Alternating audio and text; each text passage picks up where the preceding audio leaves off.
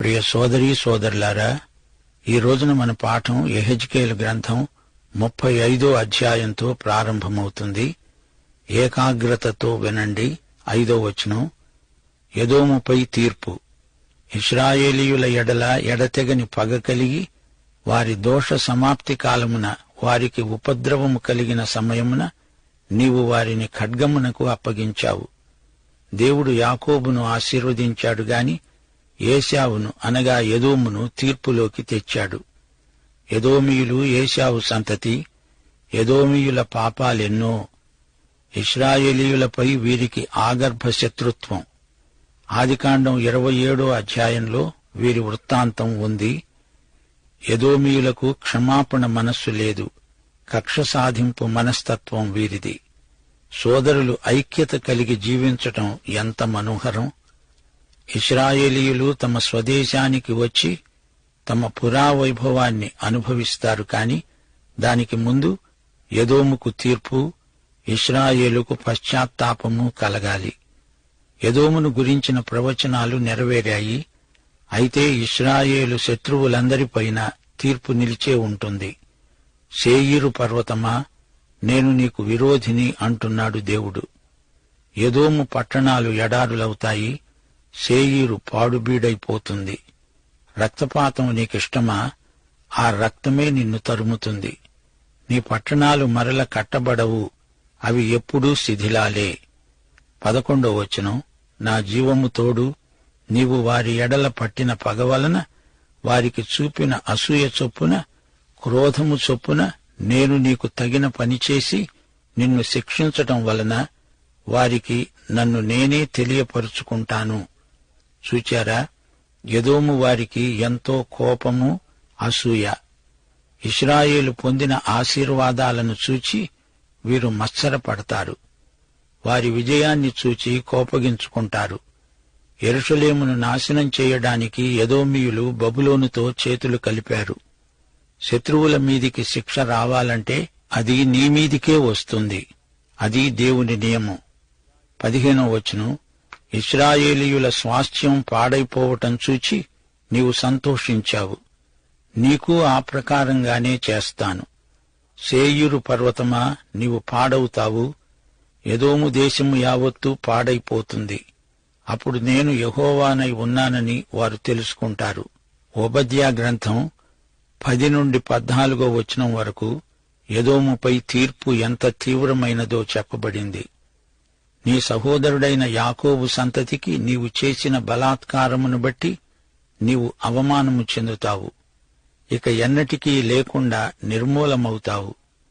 నీ సహోదరుని శ్రమానుభవ దినము చూచి నీవు ఆనందమొంద తగదు. యూదావారి నాశన దినమున వారి స్థితిని చూచి నీవు సంతోషింప తగదు. వారి ఆపద్దినమున నీవు వారి ఆస్తిని పట్టుకొన తగదు. ఎదోమీయులకు గర్వమెక్కువ. శేయీరు పర్వతం వారికి గర్వకారణం. హృదయపు గర్వం చేత వీరు ఆత్మవంచన చేసుకున్నారు. దేవుడు వారిని పైనుండి కిందికి పడతోశాడు. వ్యక్తులలో గాని ఒక జాతిలో కాని దేవుడు గర్విష్ఠులకు శృంగభంగం చేస్తాడు. 1 పేతురు 5వ అధ్యాయం 5వ వచనం. దేవుడు అహంకారులను ఎదిరించి దీనులకు కృప అనుగ్రహిస్తాడు. దేవునికి స్తోత్రం.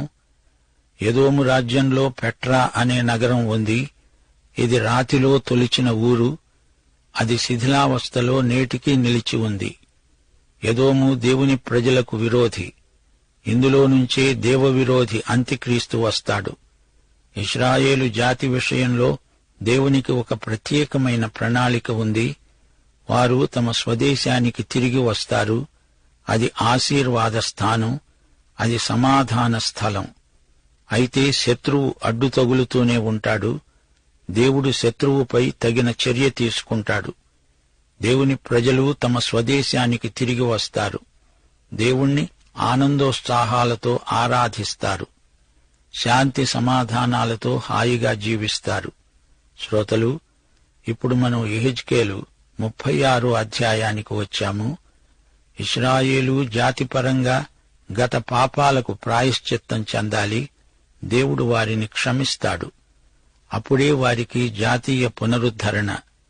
5-8 వరకు, సంతుష్ట హృదయులై నా దేశమును హీనముగా చూచి దోపుడు సొమ్ముగా ఉండడానికి తమకు అది స్వాస్థ్యమని దానిని స్వాధీనపరుచుకొన్న ఎదోమీయులందరిని బట్టి, శేషించిన అన్యజనులను బట్టి నా రోషాగ్నితో యథార్థముగా మాట ఇచ్చాను. కాబట్టి ఇశ్రాయేలు దేశమును గూర్చి ప్రవచనమెత్తి పర్వతములతో, కొండలతో, వాగులతో, లోయలతో ఈ మాట తెలియచెప్పు. మీరు అన్యజనుల వలన అవమానము నొందారు గనుక రోషముతో, కోపముతో నేను మాట ఇచ్చాను. మీ చుట్టూ ఉన్న అన్యజనులు అవమానము చెందుతారని నేను ప్రమాణము చేస్తున్నాను. ఇశ్రాయేలు పర్వతములారా, ఇక కొంతకాలానికి ఇశ్రాయేలీయులైన నా జనులు వస్తారు. మీరు చిగురు పెట్టి వారి కొరకు మీ ఫలాలు ఫలిస్తారు. వారు త్వరలో స్వస్థలానికి వస్తారు. అయితే కాలగతులు ఆయన వశంలో ఉన్నాయి. ఆయనకు మన 1000 సంవత్సరాలు ఒక్క రోజుతో సమానం. 16-18 వరకు. నరపుత్రుడా, ఇశ్రాయేలీయులు తమ దేశములో నివసించి దుష్ప్రవర్తన చేత, దుష్క్రియ చేత దానిని అపవిత్రపరిచారు. దేశములో వారు చేసిన నరహత్య విషయమై విగ్రహాలు పెట్టుకొని వారు దేశమును అపవిత్రపరచిన దాని విషయమై నేను నా క్రోధమును వారి మీద కృమ్మరిస్తాను. ఇశ్రాయేలు భూమి, ఇశ్రాయేలు ప్రజలు ఈ రెండిటినీ విడదీయలేము. 19 వారి ప్రవర్తనను బట్టి వారిని శిక్షించి అన్యజనులలోనికి వారిని వెళ్లగొట్టగా వారు ఆయా దేశములకు చెదరిపోయారు. చూచారా, వీరిని ఈ విధంగా చెదరగొట్టింది దేవుడే. 21-23 వరకు. ఇశ్రాయేలీయులు పోయిన ఎల్లచోట్లను నా పరిశుద్ధ నామమునకు దూషణ కలుగగా నేను చూచి నా నామము విషయమై చింతపడ్డాను. ఇశ్రాయేలీయులారా, మీ నిమిత్తము కాదుగాని అన్యజనులలో మీ చేత దూషణ నొందిన నా పరిశుద్ధ నామము నిమిత్తము నేను చెయ్యబోయే దానిని చేస్తాను. అన్యజనుల మధ్య మీరు దూషించిన నా ఘనమైన నామమును నేను పరిశుద్ధపరుస్తాను. వారి ఎదుట మీ యందు నన్ను నేను పరిశుద్ధపరచుకొనగా నేను ప్రభువైన యెహోవానని వారు తెలుసుకుంటారు. ఈ లోకంలో దేవుని బిడ్డలయందు ఆయన తన నామమును పరిశుద్ధపరచుకుంటాడు, ఘనపరచుకుంటాడు. ఈ లోకంలో అనేకులు దేవుణ్ణి, ఆయన సంఘాన్ని అపహసిస్తారు. అయితే యేసు నామమున ఒకానొక రోజు ప్రతి మోకాలు వంగాల్సిందే. ఇది దేవుని సృష్టి. ఆయన రాజ్యము వచ్చునుగాక, ఆయన నామము అంతటా పరిశుద్ధపరచబడునుగాక. 26 నూతన హృదయం మీకిస్తాను, నూతన స్వభావం మీకు కలుగచేస్తాను. రాతి గుండె మీలో నుండి తీసివేసి మాంసపు గుండెను మీకిస్తాను. నా ఆత్మను మీ యందుంచి నా కట్టడలను అనుసరించే వారినిగాను, నా విధులను గైకొనే వారినిగాను మిమ్ములను చేస్తాను. వీరంతా నూతన జన్మానుభవం పొందుతారు. నా ఆత్మను మీ యందుంచుతాను. యోవేలు ప్రవచనం కూడా ఇదే. సర్వ శరీరుల మీద దేవుడు తన ఆత్మను కుమ్మరించబోతున్నాడు. పెంతెకోస్తునాడు కొందరి అనుభవం, ఇప్పుడు అందరి అనుభవం కాబోతున్నది. ఆ రోజున పేతురు తన పెంతెకోస్తు ప్రసంగంలో ఏమన్నాడు? మేము మద్యపానం చేశామని మమ్ములను అపహాస్యం చేస్తున్నారా? ఇది యోవేలు ప్రవచనం. రక్షించబడిన బిడ్డలందరినీ పరిశుద్ధాత్మ యేసు శరీరంలోకి చేరుస్తున్నాడు. విశ్వాసులందరూ కలిసి యేసు శరీరమవుతున్నారు. మనమంతా ఆయన శరీరంలో అవయవములం. నా ఆత్మను మీ యందు ఉంచుతాను అంటున్నాడు దేవుడు. 28-29 నేను మీ పితరులకు ఇచ్చిన దేశములో మీరు నివసిస్తారు. మీరు నా జనులై ఉంటారు. నేను మీ దేవుడనై ఉంటాను. మీ సకలమైన అపవిత్రతను పోగొట్టి నేను మిమ్మును రక్షిస్తాను. మీకు కరువు రానియక ధాన్యమునకు ఆజ్ఞ ఇచ్చి అభివృద్ధిపరుస్తాను. వారు తమ స్వదేశంలో నివసిస్తారు. అక్కడ సర్వ సమృద్ధి. ఇశ్రాయేలుకు దేవుడు భౌతిక ఆశీర్వాదాలు వాగ్దానం చేశాడు. గాని సంఘానికి పరలోక ఆధ్యాత్మిక ఆశీర్వాదాలన్నీ వాగ్దానం చేశాడు, ఇచ్చాడు కూడా. ఈ అధ్యాయం ముగింపులో గొప్ప ప్రవచనమున్నది. 35 నుండి 38 వచనం వరకు. పాడైన భూమి ఏదెను వనము వలె అయిందని, పాడుగా నిర్జనముగా ఉన్న ఈ పట్టణాలు నివాసులతో నిండి ప్రాకారములు గలవి అయినవని చెబుతారు. అప్పుడు యెహోవానైన నేను పాడైపోయిన స్థలములను కట్టేవాడనని, పాడైపోయిన స్థలములలో చెట్లను నాటేవాడనని మీ చుట్టూ శేషించిన అన్యజనులు తెలుసుకుంటారు. యెహోవానైన నేను మాట ఇచ్చాను, దానిని నెరవేరుస్తాను. ఇశ్రాయేలీయులకు నేను ఈలాగు చేసే విషయంలో వారిని నా వద్ద విచారణ చేయనిస్తాను. గొర్రెలు విస్తరించున్నట్లుగా నేను వారిని విస్తరింపచేస్తాను. నేను యెహోవానై ఉన్నానని వారు తెలుసుకున్నట్లు ప్రతిష్ఠితములైన గొర్రెలంత విస్తారముగా, నియామక దినాలలో యెరూషలేముకు వచ్చే గొర్రెలంత విస్తారముగా వారి పట్టణములందు మనుష్యులు గుంపులు గుంపులుగా విస్తరించేటట్లు నేను చేస్తాను. ఇశ్రాయేలుకు అది సువర్ణయుగం, అదే వారికి ఆశాతార, నిరీక్షణ. ప్రియశ్రోతలు, దేవుడు సార్వభౌముడు, సింహాసనాసీనుడు. చెరలో ఉన్న ఇశ్రాయేలీయులతో మీరు స్వదేశానికి వెళతారు అంటే వారికి అసాధ్యమనిపించింది. కాని అది దేవునికి సాధ్యమే. వారి దేశంలో పంటలు సమృద్ధిగా పండుతాయి, శపితమైన భూమి సస్యశ్యామలమవుతుంది. దేవుని నామఘనతకై దేవుడు అన్యుల మధ్య గొప్ప కార్యాలు జరిగిస్తాడు. తన ప్రజలే కాదు, లోకములోని సమస్త జనులు రక్షించబడాలని దేవుని కోరిక. అన్యుల మధ్య దేవుడు తన ప్రజల ద్వారా మహిమ పొందగోరుతున్నాడు. దేవుడు తన మహిమను విగ్రహాలకు చెందనీయడు. ఆయన పౌరుషము గల దేవుడు. దేవుని ప్రజలే ఈ లోకంలో దేవునికి ప్రతినిధులు. సోదరుడా, సోదరి, నీవు నీ దేవునికి ప్రతినిధివిగా ఆయన గుణాతిశయములను ప్రచురం చేస్తున్నావా? దేవుడు ఇశ్రాయేలుకు భౌతికంగానే కాదు, ఆధ్యాత్మికంగా కూడా ఎంతో అభివృద్ధిని వాగ్దానం చేశాడు. నూతన హృదయమిస్తానన్నాడు.